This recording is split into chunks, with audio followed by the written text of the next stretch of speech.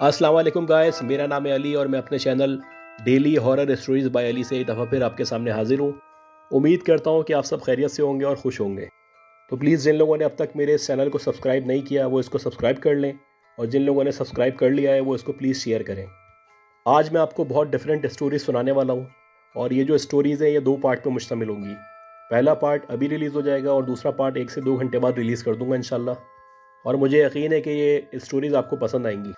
ये जो भी स्टोरीज़ हैं इनमें से कुछ स्टोरीज़ मुझे शेयर की हैं किसी ने, और बाकी जो भी स्टोरीज़ हैं वो मैंने स्टडी की हैं। तो सारी की सारी स्टोरीज़ बड़ी इंटरेस्टिंग हैं। तो चले हम चलते हैं अपनी पहली स्टोरी की तरफ। पहली स्टोरी जो है हमें शेयर की है एक हमारे दोस्त हैं फ़हीम भाई। वो हमारे बचपन से ही दोस्त हैं, उन्होंने बताई है स्टोरी। फ़हीम भाई बताते हैं कि ये प्रिंटिंग प्रेस में जॉब किया करते थे, और ये दिन में पढ़ा करते थे, रात में इनकी जॉब होती थी। क्योंकि घर को सपोर्ट करना चाहते थे, फैमिली की सपोर्ट के लिए इन्होंने अपनी जॉब शुरू की थी। लिहाजा इन्होंने रात का टाइम सेलेक्ट किया हुआ था ताकि रात में ये जॉब कर सकें और दिन में स्टडी कर सकें। ये बताते हैं कि मैं तकरीबन 4:30-5 बजे तक सुबह फ्री होता था और आधे घंटे पैदल चलने के बाद अपने घर आ जाता था। क्योंकि वॉकिंग डिस्टेंस पे ही इनकी फैक्ट्री मौजूद थी, तो ये कोशिश करते थे कि अपने किसी एक दोस्त के साथ आ जाएं। अगर ये दोस्त ना हो तो अकेले आ जाया करते थे। अब जो लोग इस एरिया से वाकिफ़ हैं वो समझ जाएंगे। ये बताते हैं कि मैं बफर जोन से और फेडरल बी एरिया जो पीछे का इलाका है यानी अंजोली जिसे कहते हैं, उस तरफ मुझे आना था। अब ऐसा होता है कि फेडरल बी एरिया से अगर आप बफर जोन आना चाहते हैं और पैदल आना चाहते हैं तो बीच में एक रास्ता जा रहा है गुलशन वसीम का। वो रास्ता आपको लेना होता है, और उस रास्ते में कब्रिस्तान आता है छोटा सा। छोटा सा तो नहीं, खैर वो बड़ा कब्रिस्तान है और बड़ा कदीम कब्रिस्तान है। अब ये बताते हैं कि मैं नॉर्मली उसके साथ वाले रास्ता ले लिया करता था, और अल्हम्दुलिल्लाह कभी कोई इस तरह का मसला नहीं हुआ था मेरे साथ। ये बताते हैं कि नवंबर 2010 की बात थी, और मुझे अच्छी तरह याद है कि मेरे दोस्त की सालगिरह थी उस दिन। तो हम लोगों ने सालगिरह अपने दोस्त की सेलिब्रेट की, और सेलिब्रेशन के बाद हमने सोचा अब घर चलते हैं। अच्छा, घर जब ये आ रहे थे तो इनके साथ इनका एक दोस्त मौजूद था, और वो जिसकी सालगिरह थी वही वाला दोस्त इनके साथ मौजूद था। खैर ये बताते हैं जैसे ही मैं कब्रिस्तान की तरफ मुड़ा और कब्रिस्तान हमें क्रॉस करना था, उसके बाद जो है फिर रोड आ जाता, और रोड के बाद फिर हमारा घर आ जाता। तो इन्होंने देखा कि कब्रिस्तान में एक बंदा खड़ा हुआ है, और कब्रिस्तान वो इस तरह का है, जो वहाँ रहता है वो समझ जाएगा इस बात को कि चारों तरफ से खुला हुआ है, यानी कोई दीवार वगैरह नहीं है, डायरेक्ट कब्रें शुरू हो जाती हैं। छोटा सा कब्रिस्तान है और कदीम कब्रिस्तान है। अब ये बताते हैं कि जो बंदा वहाँ पे खड़ा हुआ था उसके खड़े होने पे तो ताज्जुब नहीं था, क्योंकि वो जो इलाका है थोड़ा सा वो इसी तरह का इलाका है कि वहाँ पे अक्सर लोग रात में बैठे होते हैं और वहाँ पे गलत एक्टिविटीज़ हो रही होती हैं। तो इन्होंने बड़ा नॉर्मल लिया, इन्होंने सोचा कि वैसे ही एक बंदा खड़ा हुआ होगा यहाँ पे। खैर बहरहाल ये बताते हैं जैसे जैसे हम उसके करीब पहुँचे तो हम ये देख के हैरान हो गए कि वो नॉर्मल आदमी से बहुत ज़्यादा लंबा था। यानी आमतौर पे आपको पता है कि एक आदमी की हाइट जो होती है 5'8", 5'9", 6 फीट तक होती है, लेकिन ये बताते हैं जो आदमी था ये दूर से ही हमें नज़र आना शुरू हो गया था, और करीब आके तो ऐसा लग रहा था जैसे 7 या 8 फीट का कोई आदमी है। ये बताते हैं कि करीब पहुंचने पे पता चला कि इस आदमी के बहुत बड़े बड़े बाल हैं, और वो अपना सर जो है गोल गोल हिला रहा है। ये देख के इनको थोड़ा सा डर लगा। इन्होंने सोचा कि यकीनन ये कुछ और सिलसिला है। लिहाजा इन्होंने अपने दोस्त को इशारा किया, इन्होंने कहा वापस चलते हैं, कब्रिस्तान से गुजरना ठीक नहीं है, क्योंकि ये बहुत करीब आ चुके थे उस आदमी के। इन लोगों ने फिर सोचा कि वापस मुड़ते हैं, और ये वापस मुड़ गए। अच्छा, थोड़ा सा ये लोग आगे गए तो इन्होंने वापस मुड़ के देखा कि अब देखते हैं क्या पोजीशन है उस आदमी की। तो ये बताते हैं कि जैसे ही इन्होंने पलट के देखा तो इनके बिल्कुल पीछे वो आदमी आ चुका था। इनको पता ही नहीं चला कि वो इनके पीछे आ चुका है। फिर इन लोगों ने एकदम तेज़ से भागना शुरू किया, और ये बहुत बुरी तरह डर चुके थे, और इनको अंदाज़ा हो चुका था कि यकीनन कोई गैर मरे मखलूक है। लिहाजा इन लोगों ने ज़ोर ज़ोर से अल्लाह का कलाम पढ़ना शुरू कर दिया और तेज़ी से वहाँ से निकले। जब ये लोग घर पहुँचे तो इन दोनों की तबीयत ख़राब हो चुकी थी। 2-3 दिन तक ये फिर अपने जो फैक्ट्री है वहाँ पे नहीं गए। उसके बाद ये लोग जब गए और जाके उन्होंने बताया कि इस तरह से मामला हुआ था, तो वहाँ पे एक लड़के ने और तस्दीक की। उसने कहा कि जहाँ का ये ज़िक्र कर रहे हैं वहाँ पे करीबी हमारी रिहाइश है, और वहाँ पे आमतौर पे ऐसा होता रहता है कि रात में एक लंबा सा आदमी नज़र आता है, और अगर कोई वहाँ से गुजरे तो वो उसके पीछे भागना शुरू कर देता है। तो ये एक अजीब सी बात थी जिसको सुन के परेशान भी हो गए, और आइंदा इन्होंने कोशिश की कि मैं इस रास्ते से ना जाऊँ। लिहाजा ये ऐसा करते थे कि पीछे से घूम के जाया करते थे। उसके बाद बताते हैं कोई इस तरह का वाक़या इनके साथ पेश नहीं आया। अच्छा, इसी तरह का एक वाक़या है, वो हमारे एक भाई हैं मुज़म्मिल भाई, उन्होंने हमें वाक़या शेयर किया है। ये बताते हैं कि मैं एक रेस्टोरेंट में जॉब करता था, और जिस रेस्टोरेंट में जॉब करता था वो रात को 3-4 बजे तक बंद होता था। उसके बाद सुबह 1 बजे से दोबारा खुल जाता था। ये बताते हैं कि जितना भी स्टाफ था वो आमतौर पे चले आया करता था पहले, और इन सब के जाने के बाद आखिर में मैं जाता था, और जो भी काम होते थे, क्योंकि मेरी ज़िम्मेदारी थी कि होटल को बंद करने से पहले इसकी सफाई करनी है, और जो भी मामलात हैं पैसों के वो अपने मालिक को बताने हैं, उसके बाद मैं वहाँ से निकल सकता था। अब ये बताते हैं कि मैं होटल को बंद करने ही वाला था, तकरीबन 3:30 बजे का टाइम था रात का। तो मेरी आदत थी कि जब भी मैं होटल बंद करता था तो उससे पहले मैं अंदर जाके चेक कर लिया करता था कुछ रह तो नहीं गया है, कोई बंदा तो मौजूद नहीं अंदर। हालांकि गिना चुना स्टाफ था, लेकिन फिर भी मेरी आदत थी। अब ये बताते हैं कि मैं अंदर गया चेक करने के लिए, तो मुझे नीचे कोई नज़र नहीं आया। अब फर्स्ट फ्लोर पे भी हमारा होटल था, वहाँ पे फैमिलीज़ वगैरह के लिए हमने बुफ़े का सिस्टम किया हुआ था। तो ऊपर जाके मैंने देखा तो मुझे पहले तो कोई नज़र नहीं आया, लेकिन जैसे ही मैं नीचे आने लगा तो ऐसा लगा कि पीछे से कोई गया है। अच्छा, ये सोच के मैं बड़ा हैरान हुआ। मैंने सोचा कि हो सकता है कोई बंदा रह गया हो यहाँ पे। मैं नीचे जाके खड़ा हो गया काउंटर पे और वेट करने लगा कि ऊपर से बंदा नीचे उतरेगा, जब ये चला जाएगा तो उसके बाद मैं जाऊँगा। बहरहाल ये बताते हैं कि मैं वेट करता रहा, 10-15 मिनट हो चुके थे, कोई भी नहीं आया। अब मैंने सोचा कि मैं ऊपर जाता हूँ, ऊपर जाके देखता हूँ कि कौन है, उसको बुलाता हूँ। तो मैंने ऊपर जाके पूरा चेक कर लिया और फिर मुझे कोई नज़र नहीं आया। तो लिहाजा मैंने यकीन दहानी कर ली कि अब यहाँ पे कोई मौजूद नहीं है। मैं अब इसको जो है बंद करता हूँ, ताला लगाता हूँ और अपने घर चले आता हूँ। खैर, ये बताते हैं कि क्योंकि होटल थोड़ा सा बड़ा था तो उसको बंद करने में टाइम लगता था। पहले पीछे का हिस्सा बंद करते थे, वो हमने बंद किया। उसके बाद जो फ्रंट का हिस्सा है उसका मैं बंद करने लगा। बिल्कुल कोने पे जो है स्टेयर्स थी, जहाँ से ऊपर आने जाने का रास्ता था। ये बताते हैं कि मैं नीचे का हिस्सा बंद कर ही रहा था और बस समझ लें ये हिस्सा रह गया था। अगर वो बंद हो जाता तो होटल बंद हो जाता मुकम्मल। तो मैंने ये देखा कि ऊपर स्टेयर से एक बच्चा उतरा है नीचे, और वो जो बच्चा है उस बच्चे की उम्र 6-7 साल होगी हार्डली।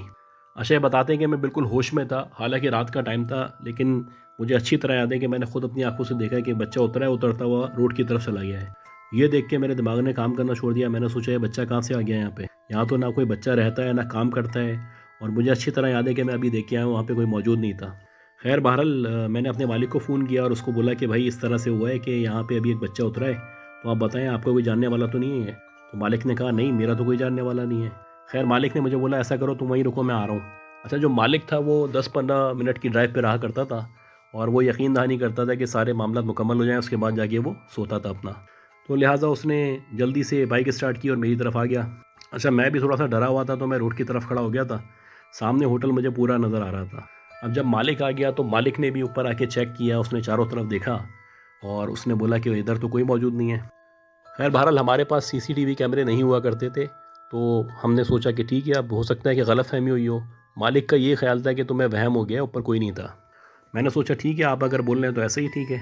मैंने आखिरी शटर गिराया, उसके बाद ताला लगाया, मालिक को चाबी दी और चलना शुरू हो गया वहाँ से। अब ये बताते हैं कि इसी तरह पूरा दिन गुजर गया।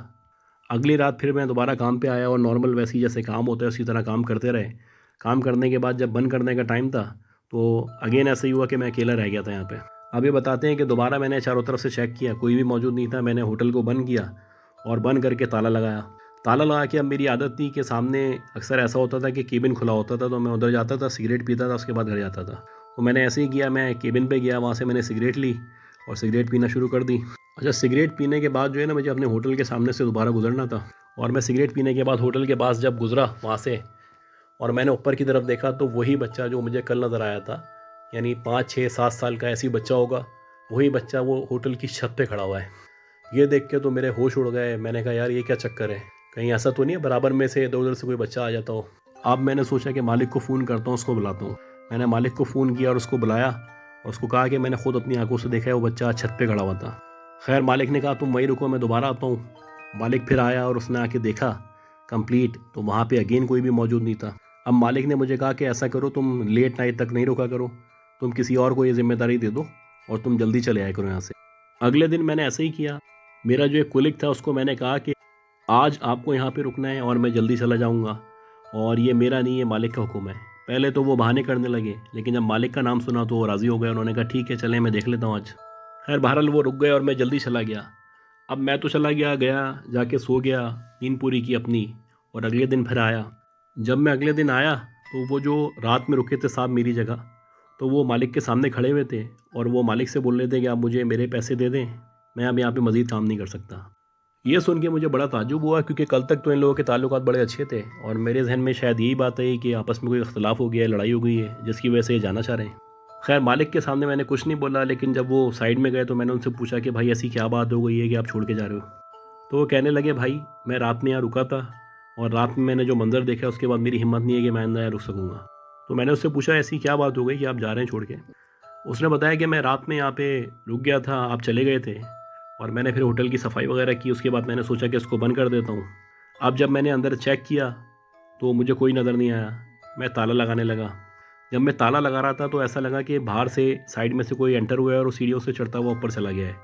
मैं तो यही समझा कि शायद कोई चोरी की नियत से ऊपर गया है और मैं पैनिक हो गया। मैंने सामने लड़के खड़े थे उनको बुलाया। मैंने कहा भाई यहाँ पे कोई अंदर चला गया, ज़रा मेरी हेल्प करें। वो लड़के भी बेचारे फ़ौरन आ गए। वो लड़के आए तो मेरी हिम्मत हुई, मालिक को मैं फ़ोन कर चुका था। उन लड़कों ने मेरे साथ जाके देखा तो वहाँ कोई मौजूद नहीं था। तो वही मुझे अजीब सी निगाहों से देखने लगे, जैसे मैं शायद कोई इनसे गलत बयानी कर रहा हूँ। खैर वो दोनों लड़के चले गए। अब मैंने सोचा कि आखिरी जो शटर है इसको गिराता हूँ और ताला लगा देता हूँ। शटर जैसे ही मैं गिराने लगा तो मेरी नज़र पड़ी कि सामने टेबल पे एक बच्चा बैठा हुआ है और कुछ खा रहा है।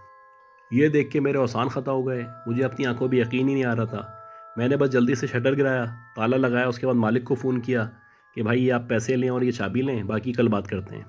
खैर अगले दिन मैं मालिक के पास आया और उसको मैंने बता दिया कि मैं मज़ीद यहाँ पे काम नहीं कर सकता, क्योंकि यहाँ पे कोई ना कोई पैरानॉर्मल एक्टिविटी होती है और कोई ना कोई गैर मरई मखलूक यहाँ पे मौजूद है। लिहाजा मैं यहाँ से जा रहा हूँ, मैं यहाँ काम नहीं कर सकूँगा। अगर मुझसे काम करवाना है तो मैं दिन में कर सकता हूँ। ये बोल के वो साहब चले गए। उसके बाद वो बहरहाल यहाँ पे आई नहीं। लेकिन उसके बाद ऐसा हुआ था कि होटल का जो मालिक था, उस मालिक ने हम सबको जो है मतलब रात के 11-12 बजे तक ज़्यादा से ज़्यादा फ्री कर देता था और आखिर में बंद करते हुए वो 2-3 लोगों को रोकता था। जब 2-3 लोग होते थे उनके सामने बंद करता था और चला जाता था। और सुबह खोलने का भी टाइम उसने इसी तरह कर लिया था कि सुबह जब वो आता था तो अकेले नहीं खोलता था, 1-2 लोग होते थे तो उनके सामने ही खोलता था, उनके सामने ही बंद करता था। लेकिन ये मालिक का भी मानना था कि अक्सर ऐसा होता था कि उसको छत पे कोई ना कोई बच्चा खड़ा हुआ नज़र आता था। और ये आज तक हमें समझ नहीं आ सकी कि ये कौन बच्चा है, कहाँ से आता है और क्या मामलाते हैं। अच्छा, आज की जो तीसरी स्टोरी है बहुत ही इंटरेस्टिंग स्टोरी है और ये हमें भेजी है आबिद अली साहब ने। आबिद भाई बताते हैं कि इनका क्योंकि काम इस तरह का था, ये एक सेलुलर कंपनी से मुंसलिक थे और इनको शहर से शहर जाना पड़ता था। अच्छा, ये जो सेलुलर कंपनी थी इसकी अच्छी बात ये थी कि जो भी आप मतलब विज़िट करेंगे दूसरे शहरों में या कहीं भी जाएंगे या कोई भी काम करेंगे तो ये जो सेलुलर कंपनी है इसकी ज़िम्मेदारी थी, ये ट्रांसपोर्टेशन भी आपको देती थी और वहाँ पे जो होटल बुकिंग है वो भी आपको करके देती थी। मतलब हर तरह से फैसिलिटेट करती थी। तो अगर कंपनी कभी किसी को दूसरे शहर भेजती थी तो वो उसके लिए बड़ा खुशी का बायस होता था, क्योंकि उसको दूसरे शहर जाना है, कंपनी की गाड़ी में जाना है, कंपनी की गाड़ी में आना है, उसको सारा टीए डीए सब कुछ मिल रहा है, रिहाइश मिली हुई अच्छी। अच्छा, अब ये बताते हैं कि एक दफ़ा ऐसा हुआ कि कंपनी की तरफ से इनको ऑर्डर किया गया कि दूसरे शहर में आपको जाना है, वहाँ पे आपको फ़लाँ फ़लाँ होटल में रुकना है और इस होटल में आपको 6-7 दिन गुजारने हैं। काम कंप्लीट हो जाएगा तो आप वापस आ जाएंगे। तो ये खुशी खुशी चले गए। वहाँ जब उस होटल में पहुँचे तो जो रूम इनके लिए बुक किया गया था, उस रूम में इन्होंने बता दिया कि कोई मसला है तो सर आपको ये रूम हम नहीं दे सकते। खैर बहरहाल ये दूसरे शहर में आए हुए थे, इनको कोई फ़र्क नहीं पड़ता था इस बात से। इन्होंने कहा ठीक है, अगर ये रूम नहीं दे रहे तो दूसरा ऐसा ही कोई रूम दे दें। तो वहाँ की जो होटल मैनेजमेंट थी उन्होंने इनको रूम 117 अलॉट किया। ये बताते हैं कि मैं रूम के अंदर गया, अपना सामान वगैरह रखा और सबसे पहले मैंने सोचा फ़्रेश हो जाता हूँ, थोड़ा सा रेस्ट कर लेता हूँ ताकि उसके बाद काम शुरू कर सकूँ। तो ये बताते हैं कि अभी मैंने कपड़े वगैरह रखे थे अपने और चेंज करने का सोचा था, तो मुझे ऐसा लगा कि वॉशरूम जो है, वॉशरूम में से किसी ने जो नल है उसको ऑन किया है, यानी पानी गिरने की आवाज़ आ रही है। अच्छा, इन्होंने नॉर्मल लिया, इन्होंने सोचा हो सकता है कि पानी लीक हो रहा हो या कोई भी बराबर वाले रूम से आवाज़ आ रही हो, या हो सकता है कि मुझे वहम लग रहा हो ऐसा। लिहाजा इन्होंने इग्नोर किया, अपने मतलब कपड़े वगैरह लिए और वॉशरूम की तरफ चले गए। ये मुसलसल आवाज़ आ रही थी। अब ये बताते हैं जब मैं वॉशरूम में गया तो वहाँ जाके देखा तो वहाँ पे नल तो नहीं खुला हुआ था, बिल्कुल बंद था। लिहाजा मुझे यकीन हो चला कि ये जो आवाज़ आ रही है ये यहाँ से नहीं आ रही है, बराबर में किसी रूम से आ रही है। अच्छा, ये बताते हैं कि ये जो होटल था, क्योंकि ये हमारी कंपनी का क्योंकि टावर वगैरह का काम था, तो हमारा जो रिहाइश वगैरह थी वो आमतौर पे ऐसी जगहों पे ही मिलती थी हमें कि वो शहर से दूर होते थे या मतलब वीराना होता था। अब ये होटल भी ऐसी जगह पे मौजूद था जहाँ करीब व जवार में मज़ीद कोई आबादी नहीं थी और दूर दूर तक बिल्कुल वीरान इलाका था। ऐसा नहीं है कि मतलब यहाँ पे गाड़ियाँ नहीं आती थी, गाड़ियाँ यहाँ से गुजरती थी लेकिन बहुत कम, क्योंकि हम लोग जो है वो मेन सिटी से थोड़ा सा अंदर जाके अपना काम कर रहे थे इस वक्त। मेरे ये बताते हैं कि मैं वॉशरूम गया, फ़्रेश हुआ, बाहर आ गया और फिर मैंने सोचा कि थोड़ा बाहर चलता हूँ, बाहर का एक चक्कर लगाता हूँ, खाना वगैरह खाता हूँ, उसके बाद सिगरेट पीऊँगा और फिर जो भी अपने काम है वो कर लूँगा और रिपोर्ट कर दूँगा मैनेजमेंट को कि मैं यहाँ पहुँच चुका हूँ। खैर बहरहाल ये बताते हैं कि मैं खाना खा के वापस आया, रूम में बैठ गया और मैं मोबाइल यूज़ कर रहा था और मेरा ध्यान जो है वो इसी तरफ था कि मुझे क्या काम करने हैं और कौन सा काम पहले करना है, कौन सा उसके बाद करना है। तो एकदम से ऐसा लगा कि जो मेरी टेबल है, जो साइड टेबल होती है, उस टेबल के ऊपर कुछ आके गिरा है। मतलब एकदम से कोई ज़ोर से आवाज़ आई, जैसे कोई बहुत बड़ा ऑब्जेक्ट है वो किसी लकड़ी की टेबल पे गिरता है तो जिस तरह की आवाज़ आती है। अच्छा, मैंने चारों तरफ देखा तो वहाँ पे तो कोई मौजूद नहीं था और ऊपर भी कोई ऐसी चीज़ नहीं थी जो इसके ऊपर गिरेगी, और जो अगर चीज़ गिरी भी है तो वो नीचे नज़र आएगी कहीं ना कहीं। लेकिन बहरहाल गिरा कुछ ना कुछ ज़रूर था उस टेबल के ऊपर। मैंने इग्नोर कर दिया, मैंने कहा हो सकता है कि ये लकड़ी की अपने अंदर से आवाज़ आ रही हो या इस तरह की कोई बात हो। खैर मैं फिर अपने काम में बिज़ी हो गया, इसी तरह टाइम गुजर गया। मैं रात को सो गया और आराम से मेरी सुबह आँख खुली, फिर जाके मैं अपना दोबारा काम में लग गया। अब ये बताते हैं कि जैसी दूसरी रात आई तो दूसरी रात को मैं लेटा ही था सोने के लिए, मेरी आँख ही लगी थी, तो मुझे ऐसा लगा कि हल्की हल्की सी कोई धीमी धीमी सी खुशबू आ रही है मुझे। पहले तो मैंने सोचा कि शायद इस होटल के अंदर कोई आया है और उसने इतना तेज़ परफ्यूम लगाया हुआ है कि उसी की खुशबू आ रही है। बहरहाल मैं अपने काम में बिज़ी हो गया, उसके बाद फिर मैं मोबाइल यूज़ करने लगा और इसी तरह मेरी आँख लग गई। अब ये बताते हैं कि रात के तकरीबन 2 या 3 बजे का टाइम था। एकदम से मेरी आँख खुली और मुझे ऐसा लगा कि मुझे बहुत शदीद प्यास लग रही है। मैं उठा, मैंने पानी पिया और वॉशरूम से फ़्रेश होकर मैं दोबारा आया और मैंने सोचा कि अब दोबारा लेट जाता हूँ। ये बताते हैं कि दोबारा मैं लेटा और मैंने अपनी आंखें बंद ही की थी और मैं नींद की आगोश में जाने ही वाला था कि एकदम से मुझे दोबारा खड़खड़ की आवाज़ आना शुरू हुई। अच्छा, मैंने आंखें अपनी मुसलसल बंद की हुई थी क्योंकि मैं इग्नोर करना चाह रहा था इन आवाज़ों को। अगर मैं ज़्यादा इसको अहमियत देता तो मैं और ज़्यादा डर जाता। अब ये बताते हैं कि शुरू में तो 2-4 मिनट तक फिर ये आवाज़ें आना बंद हो गई। उसके बाद दोबारा से ऐसा लगा कि कोई चीज़ आके टेबल पे गिरी है।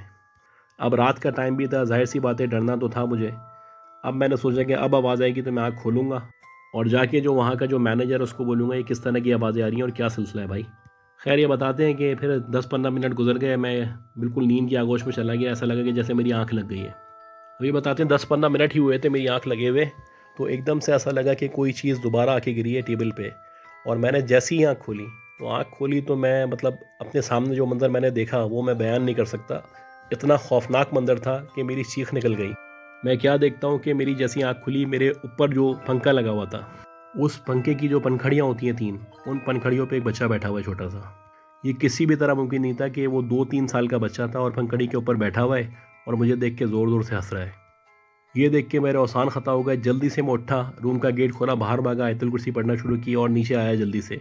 अब जब मैं नीचे आया और वहाँ पे जो स्टाफ का लड़का मौजूद था, उसको मैंने ये सब बताया कि पहले आवाज़ आ रही थी और अब वहाँ पे कोई बच्चा है।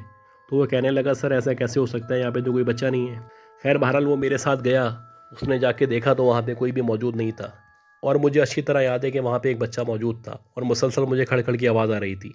खैर मैंने उससे बोला कि भाई आप ये रूम जो है इसको चेंज कर दें, मैं इस रूम में नहीं रह सकता। उसने कहा कि सर इस वक्त तो अभी कोई रूम अवेलेबल नहीं है, तो बेहतर ये है कि आप रात यहाँ पे गुजार लें और सुबह फिर मैं रूम आपका चेंज कर दूँगा। आपसे रिक्वेस्ट है कि आप किसी भी तरह इस रूम में रात गुजार लें। क्योंकि मैंने अपनी आंखों से देखा था कि इस पंखे के ऊपर एक बच्चा बैठा हुआ है, तो ये मैं इग्नोर कर ही नहीं सकता था। लिहाजा मैंने उसको कहा कि आप अगर रूम चेंज कर रहे हैं तो ठीक है, अदरवाइज़ मैं यहाँ से जाना चाहता हूँ। जब उसने ये सुना तो थोड़ा सा परेशान हो गया।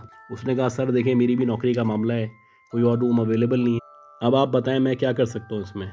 खैर बहरहाल उस बेचारे ने मुझे कहा कि जो सामने हमारा एंटर होते ही जो सोफ़ा लगा हुआ है, आप यहाँ पे सो जाएं, मैं सुबह तक यहाँ पे हूँ। जैसे ही यहाँ पे ऑनर आएंगे मैं उनको बताऊँगा ये सब हो रहा है और इंशाल्लाह कोई ना कोई रूम अरेंज कर देंगे आपके लिए। अच्छा, जब सुबह मेरी आँख खुली तो मुझे बहुत शदीद बुखार हुआ था और मुझे अंदाज़ा हो चुका था कि मैं बहुत घबरा गया हूँ और मुझे डर लग रहा है। लिहाजा मैंने अपनी कंपनी को एक ईमेल की, उसके बाद अपना जो मैनेजर था उसको फ़ोन किया, उसको मैंने कहा भाई ऐसे-ऐसे हुआ है, इस होटल में मैं मज़ीद नहीं रुक सकता, मुझे यहाँ से जाना होगा। अच्छा, अब ये बताते हैं कि क्योंकि वो एरिया इस तरह का था कि वहाँ पे मज़ीद कोई होटल्स वगैरह मौजूद नहीं थे, ना आबादी थी कि बहुत जल्दी आपको रिहाइश मिल जाती। तो मेरे मैनेजर ने कहा ठीक है अभी तुम वहीं रुको, मैं अपने बॉस से बात करके बताता हूँ कि अब क्या हो सकता है इसमें। खैर बहरहाल उसने बॉस से रब्ता किया और बॉस ने मुझे ये कहा कि देखो ये काम तो हमें करना है, तो कोशिश करो कि एक आध रात उसी रूम में गुजार लो या जहाँ पे रात में सोए थे वहीं सो जाना, क्योंकि ये काम करना होगा।